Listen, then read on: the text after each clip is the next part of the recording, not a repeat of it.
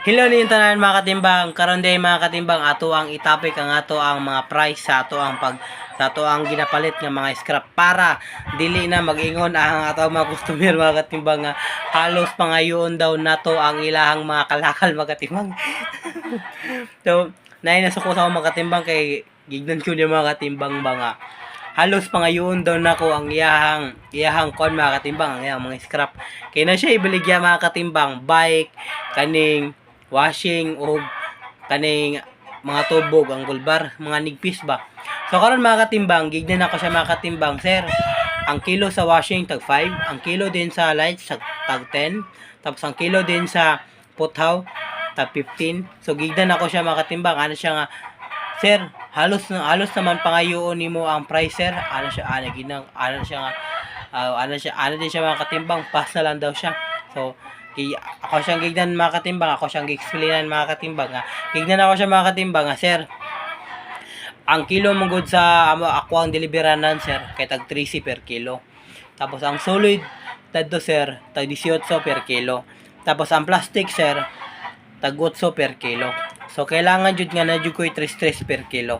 Kay kung wala ko 3 sir, magsuhol pa kog tawo ug magamit pa kog sakinan para mo pick up sa imuhang imuhang mga kalakal diha, sir, ga ang kuwaon ra nako, sir, kay bike og washing og putaw nga gamay. Siguro katong iyang mga kalakal po siguro mga katimbang nara sa mga wala ra kabot 100 o wala ra pud kaabot og mga siguro 50 plus no kilos ang iyang mga kalakal dito. Pero okay na mga katimbang. Pero makaron mga katimbang, ako siyang gi-explainan jud mga katimbang, ningana ra jud palit na to mga katimbang no kay tungod kay grabe jud ka barato mga katimbang. Dili lang kay ako no, tibuok murag tanan-tanan siguro nga junk shop mga katimbang, grabe jud ka barato ang palit mga katimbang. Ug ambot lang wako kay balog ha kung unsa po'y pamalit sa uban. Depende man gud jud mga katimbang, depende sa deliberanan. Para nako ang deliberanan ako mga katimbang mura na ipalit niya. So ako ang tumanon ang iyang palit. Kaya ang palit niya sa lights mga katimbang kay tag 13 man mga katimbang, og ang palit po dayon niya sa solid puthaw mga katimbang 18 mga katimbang, og ang palit po dayon sa plastic mga katimbang tag 8 mga katimbang. So pag plastic mo isgutan, tag 5 ra jud ang price na ko mga katimbang. Pero sa karon mga katimbang, di ko kapamalit og plastic karon mga katimbang kay tungod kay grabe ka barato ug kansi sa biyahe. So mao ra mga katimbang no. Og kato ding mga lights mga katimbang tag 13 ampere kilo sa ako ang deliberanan. So ako ang kuha mga katimbang ning tag 10 per kilo, og ang kuha po din ako sa solid puthaw 15 per kilo kay 18 ra na sa deliberanan.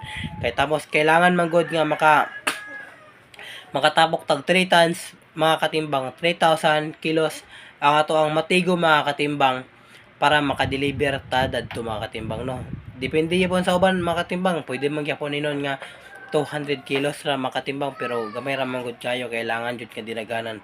Kay kung mag-deliver ra po kag 200 kilos mga katimbang, lugi ki sa biyahe mga katimbang no. So mora na mga katimbang. So katon din gapangita og price. Ako na yung iingon dire tag 10 per kilo sa kuha o 15 per kilo sa solid putaw, og ang pinaka-importante na jud nato ani mga katimbang, dili jud ta magloko o dili ta magbinuang. Hinon dili pod tanan no, dili pod biya tanan kay namugugoy na customer mga katimbang diskumpiyado kay sa timbangan.